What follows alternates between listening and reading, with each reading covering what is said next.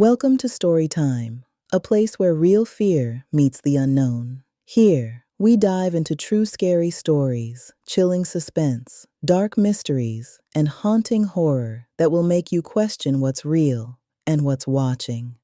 Every story is carefully told to pull you into the shadows because sometimes the most terrifying things actually happened.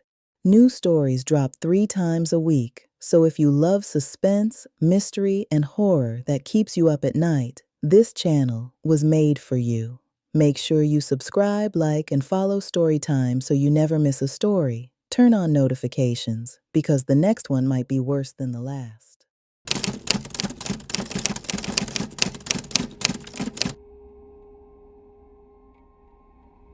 Are you locked in? Because what you're about to hear isn't urban legend, it isn't folklore, and it didn't happen in the middle of nowhere. It happened in a quiet suburban home, in the middle of the day, with neighbors just feet away.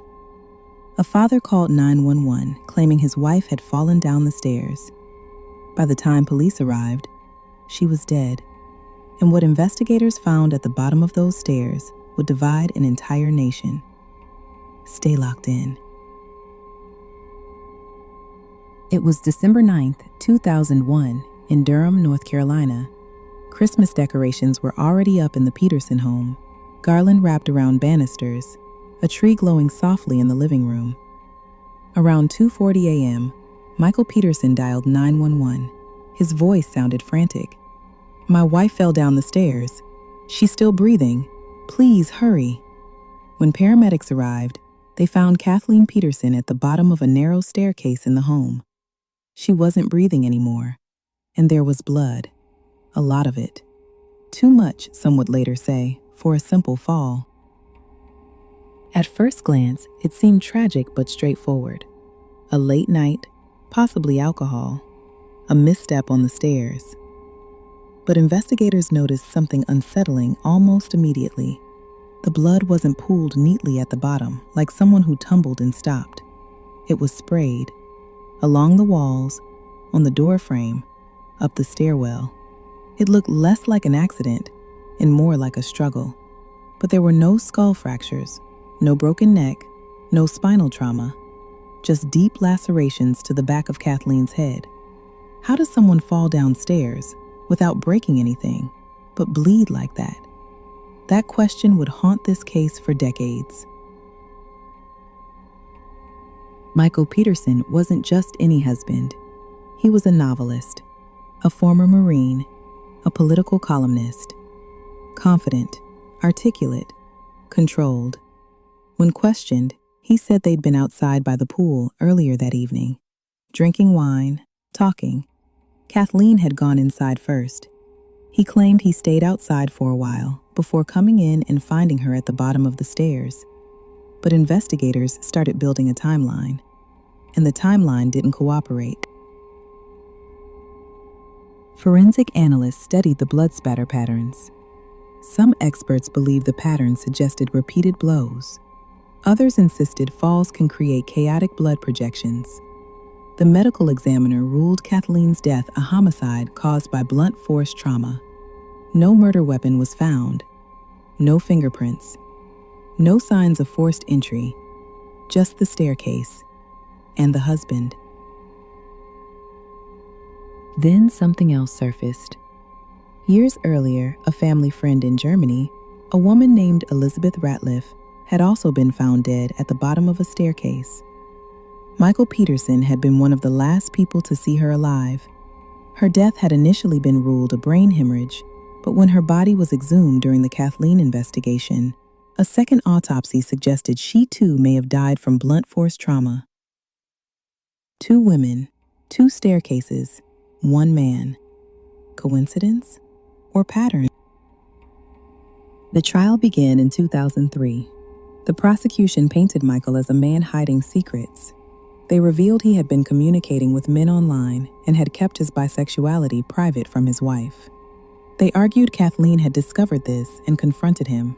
That confrontation turned violent. The defense countered with reasonable doubt. They brought in blood experts who argued the patterns were consistent with a fall. They suggested panic and confusion explained inconsistencies. Then came one of the strangest twists in modern true crime: an owl.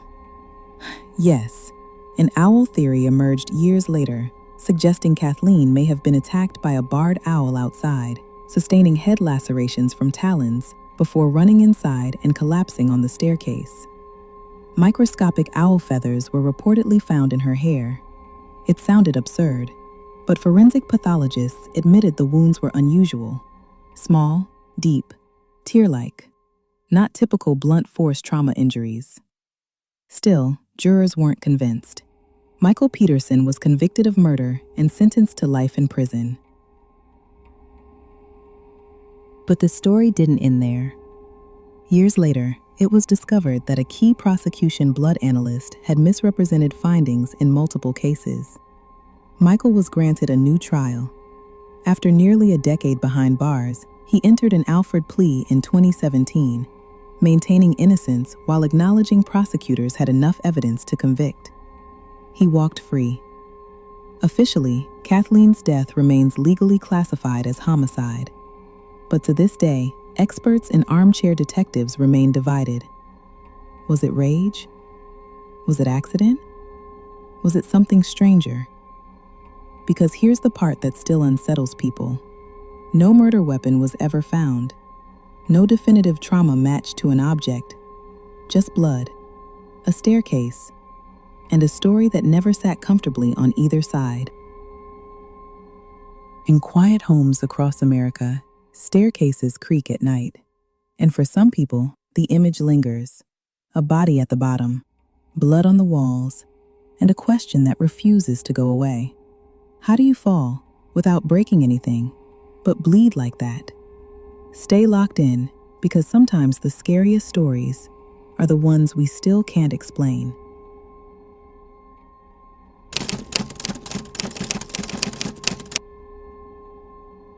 If you lived in a college house with 5 friends, and 4 of them were killed while you were asleep, you'd never feel safe again.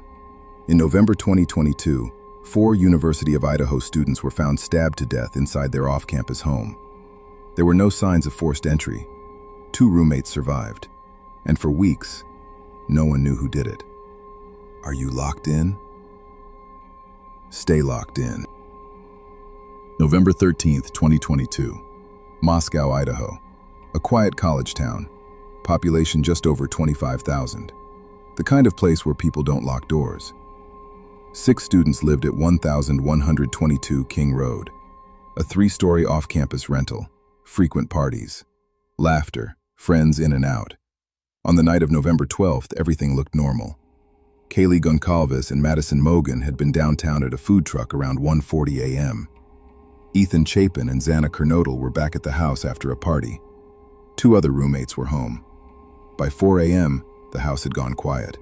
What investigators later pieced together from phone data and surveillance footage suggested the suspect entered sometime after 4 a.m. No forced entry, no broken windows. Inside, 4 students were attacked with a large fixed-blade knife, each on separate floors, each killed in their beds. There were defensive wounds reported on at least 1 victim, but here's the part that still unsettles people. 2 roommates survived. One reported seeing a masked man dressed in black walking past her in the hallway. She described him as having bushy eyebrows. He walked toward the sliding glass door and left. She locked herself in her room. Police were not called until just before noon. Nearly 8 hours later, when officers arrived, the scene was described as complex and brutal. 4 victims, no murder weapon found at the scene, no suspect in custody. For weeks, fear spread across the country. Parents pulled students from campus. Rumors flooded social media. Some believed it was random. Others believed it was targeted. Investigators quietly built a case. They tracked a white Hyundai Elantra seen near the house multiple times. Cell phone tower data placed a suspect in the area. Eventually, authorities arrested Brian Koberger, a criminology PhD student from nearby Washington State University. Court documents later revealed investigators had recovered DNA from a knife sheath left at the scene. It was found next to one of the victims. The DNA was matched through genealogical tracing. What makes this case feel different isn't just the brutality, it's the setting, a college house. Friends who had just been laughing hours earlier. A town that had never experienced anything like this. There were no screams heard by neighbors, no obvious struggle spilling into the street, just silence. And by daylight, the house looked the same from the outside. Lights off, cars parked, nothing broken. Inside, everything had changed. The case is still working its way through the legal system, but for many people, one question lingers. How does someone walk into a house with 6 people inside and leave unnoticed? And how do 2 roommates sleep through something like that? Investigators believe the attacks happened quickly, between 4 o'clock and 4:25 a.m. In less than half an hour, 4 lives were taken, and then the suspect walked out into the dark. The surviving roommate's statement, that brief description of a masked figure walking calmly past her, became one of the most chilling details, because it suggests something terrifying. He didn't run. He didn't panic. He walked, out of the house, into the night. And the house stayed quiet. Stay locked in.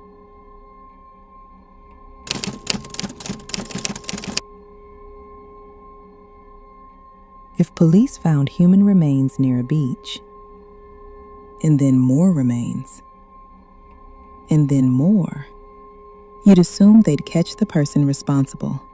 But for over 10 years, they didn't. In 2023, a married father of 2 was arrested for murders investigators believe began more than a decade earlier. And what led police to him was something most people carry every single day. Are you locked in? Long Island, New York, December 2010. Police were searching for a missing woman named Shannon Gilbert near Ocean Parkway when a K-9 unit made a grim discovery: human remains. But it wasn't Shannon, it was another woman, then another, and another. Eventually, investigators uncovered the remains of multiple women, many of them escorts who had advertised services online. The stretch of road became known nationwide: Gilgo Beach. For years, the case went cold. The victims were identified as Melissa Barthelemy, Megan Waterman, Amber Lynn Costello, and Maureen Brainerd Barnes, all contacted by a client who used burner phones, all last seen alive after arranging meetings through online ads. Investigators believe the killer was organized, familiar with the area, comfortable navigating quiet stretches of highway. But there were few leads. Then technology caught up. In 2022 and 2023, investigators re-examined old evidence. Phone records, cell tower pings. They noticed something subtle. A specific burner phone had contacted several victims. That phone had also been in close proximity to one location repeatedly: Massapequa Park, Long Island. Detectives began looking at men who lived in the area during the time frame. One name surfaced: Rex Hewerman, a licensed architect, married, 2 children, no criminal record. Neighbors described him as quiet. He commuted into Manhattan, blended in. But investigators found something critical. Vehicle registration records showed Hewerman owned a first-generation Chevrolet Avalanche. One witness had described seeing a similar truck connected to Amber Costello's disappearance. Surveillance teams followed him, collected discarded pizza crust from a trash can outside his Manhattan office. DNA testing linked him to hairs recovered from burlap used to wrap victims. After more than a decade, police made an arrest in July 2023. Authorities allege Hewerman used prepaid burner phones to contact victims. Phone records reportedly show him researching the investigation for years, looking up his own name, looking up the families of victims, monitoring updates. The disturbing part? He lived a normal life, attended meetings, went grocery shopping, walked his neighborhood, while, according to prosecutors, carrying secrets stretching back years. The Gilgo Beach case shook Long Island because it wasn't some distant unknown figure. It was someone who fit into everyday life. The case is still unfolding in court, but what makes it chilling is how long it took, how someone could operate in plain sight, and how something as small as a pizza crust helped bring a decade-old mystery back to life. And that brings us to the end of tonight's story. If this story stayed with you, if it made you pause, think, or sent a chill down your spine, then Story Time did exactly what it was meant to do. Here on Story Time, we uncover real stories, unexplained moments, and true events that remind us.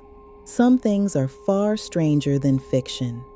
If you enjoy suspense, mystery, and stories that linger long after the screen goes dark, make sure you like, subscribe, and turn on notifications so you never miss a new upload. I release new stories 3 times a week, and I'd love to have you back for the next one. Until then, stay safe, stay curious, and remember, every story has a shadow. Good night, and I'll see you next time on Story Time.